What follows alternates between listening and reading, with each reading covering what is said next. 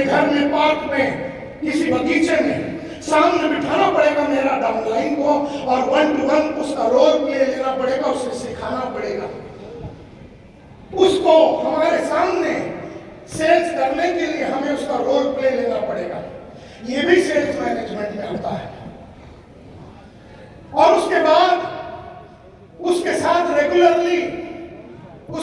Regularly sales burger competition करना पड़ेगा। यानी माल को कैसे बेचना है, माल को कैसे पेश करना है, इसको सेल्स बर्गर की कलाकारी सिखानी पड़ेगी।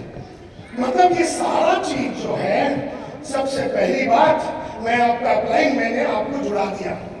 अगर मुझे नहीं आती है सेल्स और मुझे नहीं आती है सेल्स मैनेजमेंट, और उसके बाद सेल्स लीडरशिप, ये तीसरा पड़ाव है सेल्स लीडरशिप।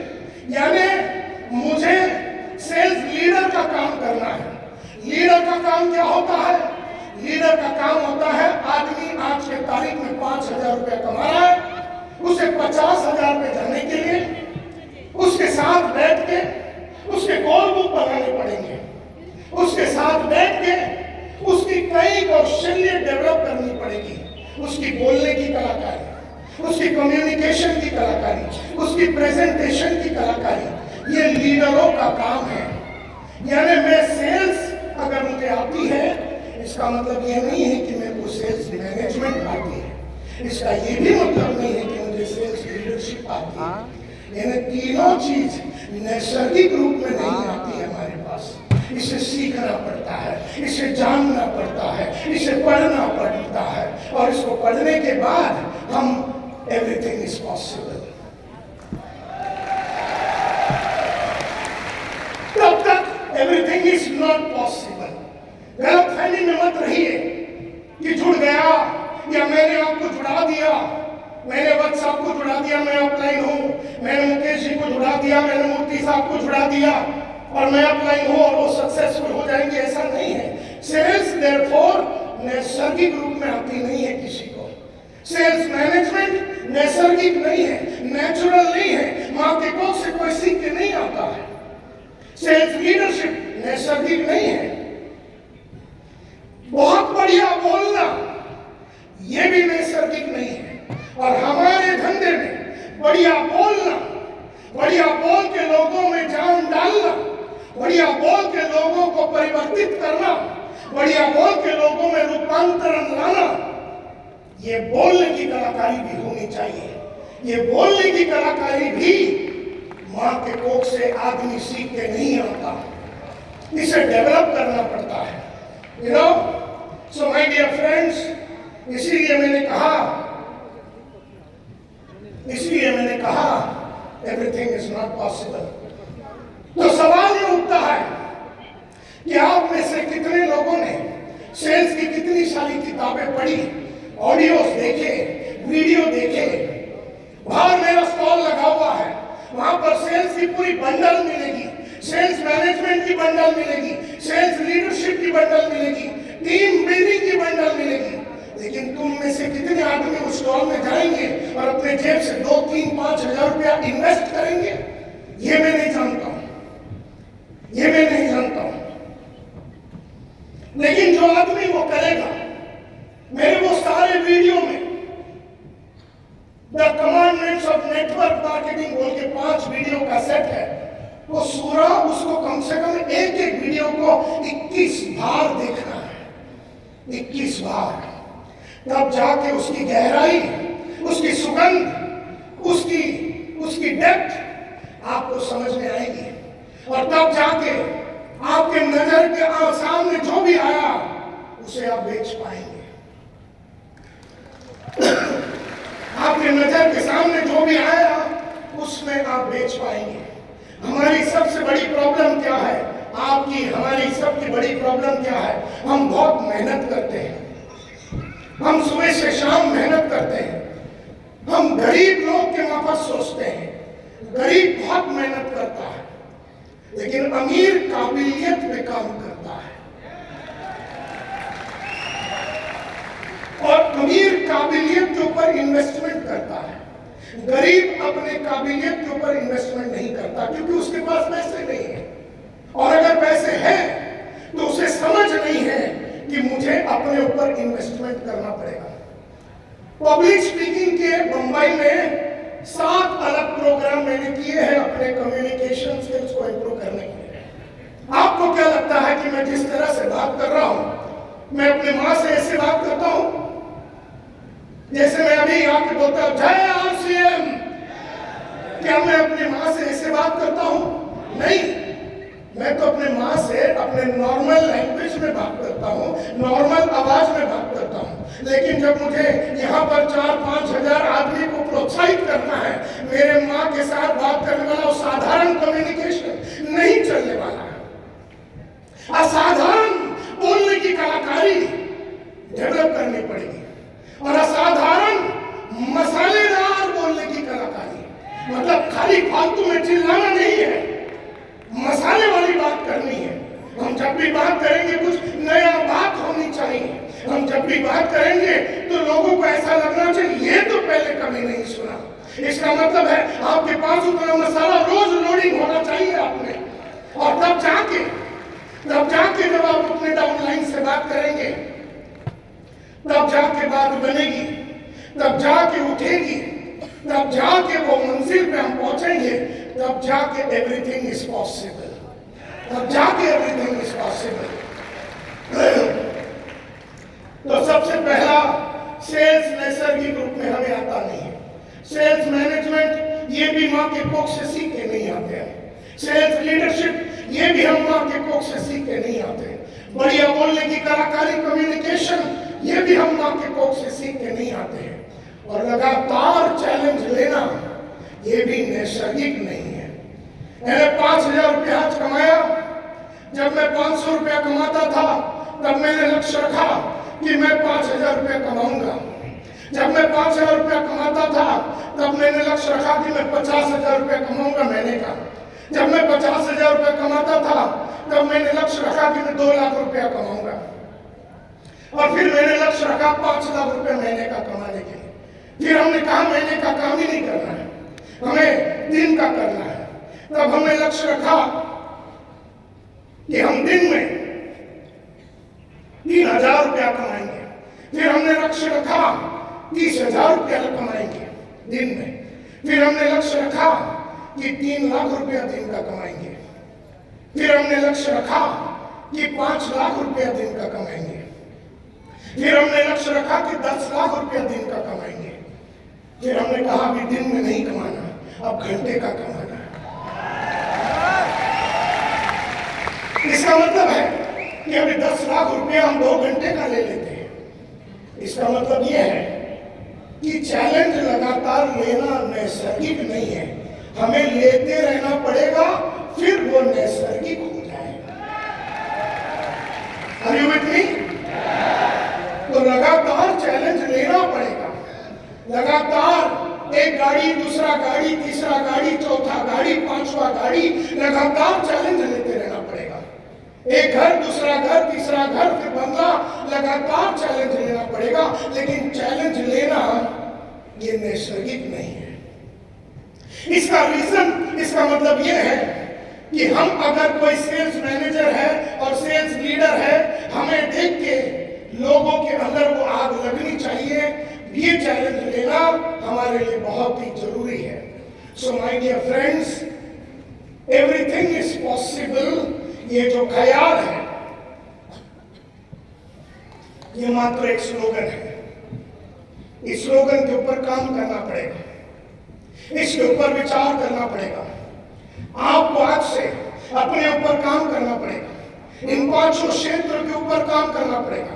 आपके डाउनलाइन के साथ आपको इन 5 क्षेत्रों पे काम करना पड़ेगा। होश में, जोश में और सोच समझ के, बुद्धि को यूज करते हुए आपको करना पड़ेगा। तो कहते हैं उसके बाद एवरीथिंग इज पॉसिबल, उसके बाद एवरीथिंग इज पॉसिबल। इसका मतलब है एक बहुत बड़ी इमारत बनाने के लिए हमें उसके फाउंडेशन पे काम करना पड़ेगा। हमको क्या लगता है कि हम तो जुड़ गए और थोड़ा बहुत पैसा कमा लिए तो हमारा फाउंडेशन बन गया। नहीं, जिसका फाउंडेशन बना है वो रोज बेचेगा, वो हर घंटे बेचेगा, वो हर हफ्ते बेचेगा, वो हर महीना बेचेगा, वो हर दिन बिकवाएगा, वो लोगों को बिकवाएगा, हर घंटे बिकवाएगा। अगर उसने अपना फाउंडेशन बनाया, फाउंडेशन बनाने में कई साल निकल जाते हैं, फाउंडेशन बनाने में कई साल निकल जाते हैं, 8 से 10 साल निकल जाते हैं फाउंडेशन बनाने के लिए। लेकिन एक बार बन गई तो उसके ऊपर आप 50 माले का बिल्डिंग खड़ा कर सकते हैं, लगातार आप कमाई कर सकते हैं। लेकिन हम में से कईयों ने फाउंडेशन पे काम नहीं किया, और इसीलिए हम चाहते तो है कि एवरीथिंग पॉसिबल हो जाए, लेकिन एवरीथिंग होता नहीं है। वो इसलिए क्योंकि फाउंडेशन पे हमने काम नहीं किया। और कई चीजों पे हमें जीत हासिल करनी पड़ेगी, कई चीजों पे जीत हासिल करनी पड़ेगी। और सबसे पहले ये लाइन में आपको जीत हासिल करनी पड़ेगी, एक बीमारी है। सबसे पहला आपको जीत हासिल करनी पड़ेगी एक बीमारी के ऊपर, और वो बीमारी तुम्हें आगे बढ़ने नहीं देती। वो एक वायरस है, वो एक सिकनेस है, वो एक इन्फेक्शन है, वो बर्बाद करती है तुम्हें, वो आगे बढ़ने नहीं देती, वो तुम्हें उठने नहीं देती, वो तुम्हें काम करने नहीं देती, वो तुम्हें पढ़ने नहीं देती, वो तुम्हें मार्केट में उतरने नहीं देती, वो तुम्हें बड़े लोगों से मिलने नहीं देगी, वो तुमसे कमजोर लोगों के पास जाने के लिए मजबूर करेगी। बीमारी साली कुत्ती ऐसी है।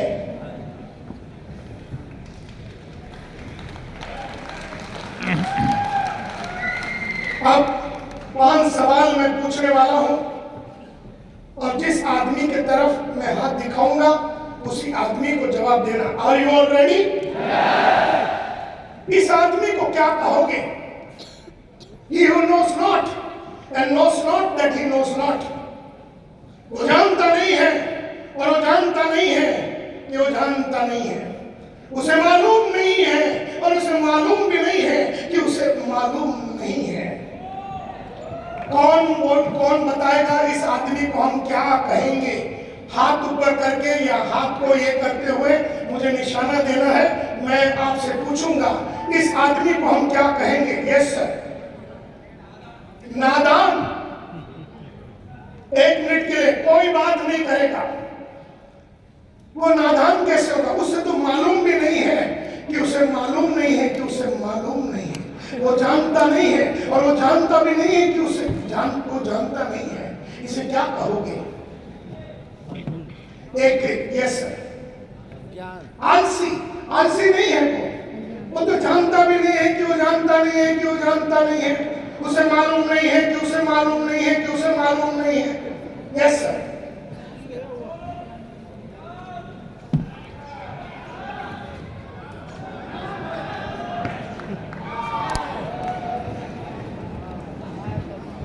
मैंने क्या कहा था आपसे कि हाथ ऊपर करना, मुंह नहीं खोलना। हाथ ऊपर करना, मुंह नहीं खोलना। और जो मुंह खोलेगा वो सचमुच में वो होगा जो अभी आ रहा है। एक आदमी है जिसे मालूम नहीं है और उसे मालूम भी नहीं है कि उसे मालूम नहीं है। He does not know and he does not even know that he does not even know। वो जानता नहीं है और वो जानता नहीं है कि जानता नहीं है। ये आदमी, हाँ ना पागल। वो जानता नहीं है और वो जानता भी नहीं है कि जानता नहीं है। ना समझ।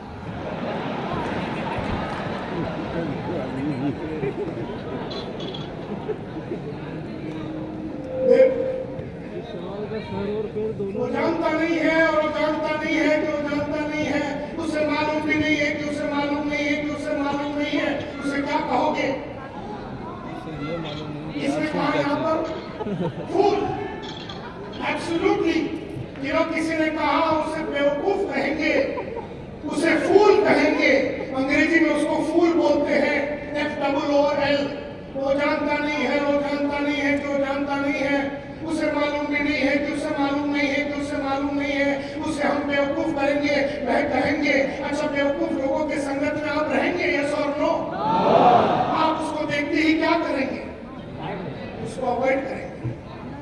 नजरें नहीं मिलाएंगे, राइट? तो you are right my dear friends, he is a fool. अब मैं दूसरा सवाल करने वाला हूं, ध्यान से सुनिए। तो पहला वाला आदमी को तो ये नहीं मालूम कि उसे मालूम नहीं है कि उसे मालूम नहीं है, तो उसे हम बेवकूफ कहेंगे, फूल कहेंगे, और उससे हम नजरें नहीं मिलाएंगे, उसे अवॉइड करेंगे। एंड देयरफॉर दूसरा, he who knows not but knows that he knows not, जानता नहीं है लेकिन वो जानता है वो जानता नहीं है। उसे मालूम नहीं है लेकिन उसे मालूम है कि मुझे मालूम नहीं है। ये आदमी पहले वाले से बेटर है, ये पहले वाले से बेटर है, क्योंकि पहले वाले को तो मालूम भी नहीं कि मालूम भी नहीं कि मालूम नहीं है। उसे तो मालूम भी नहीं था, उसे जानकारी भी नहीं थी, उसे जानकारी नहीं थी, वो जानता भी नहीं था कि वो जानता नहीं कि वो जानता नहीं है। लेकिन ये जो है ये जानता नहीं है, लेकिन ये जानता है कि मैं जानता नहीं हूँ।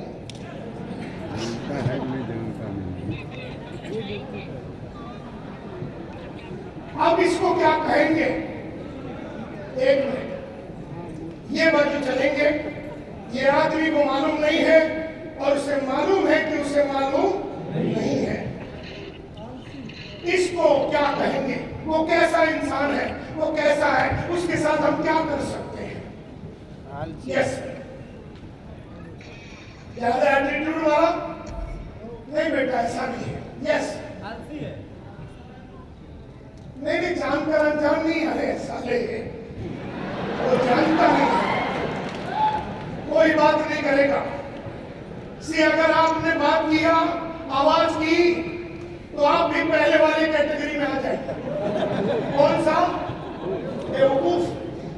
तो मैं बोलता हूं चुप बैठो, क्योंकि मेरे को संभालने दो। ये अपनी आवाज से अपने आप को डिस्टर्ब ना कीजिए। पहला वाला बेवकूफ है, दूसरा वाला जानता नहीं है और जानता है। तो ये कहा यहाँ पर इसने कि वो जानकर अनजान बन रहा है। नहीं बेटा, उसे आती ही नहीं है, लेकिन उसे मालूम है कि मुझे आती। जैसे मुझे कंप्यूटर चलाना नहीं आता, समझो।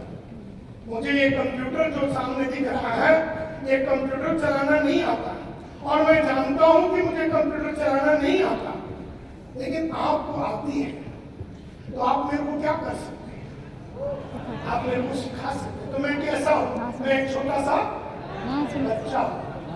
एंड देयरफॉर सेकंड कैटेगरी, मुझे गाड़ी चलाना नहीं आता, और मुझे मालूम है कि मुझे गाड़ी चलाना नहीं आता, और आपको गाड़ी चलानी आती है, और मैं आपके पास आके बोलता हूँ कि घनश्याम मुझे गाड़ी चलाना नहीं आता, तो आप मेरे को सिखा सकते हैं, क्योंकि मैं सीखने के लिए रेडी हूँ। मैं एक बच्चा हूँ। क्या मेरी सिचुएशन पहले वाले से बेहतर है? पहले वाले तो ये भी नहीं जानता था कि उसे मालूम भी नहीं कि मालूम नहीं कि मालूम नहीं है। दूसरा वाले को कम से कम मालूम नहीं है, इस बात का एहसास तो है। तो he is like a small child. Screen दिखाइए। He is like a small child, you know. तो उससे सिखाया जा सकता है, उसे सिखाया जा सकता है।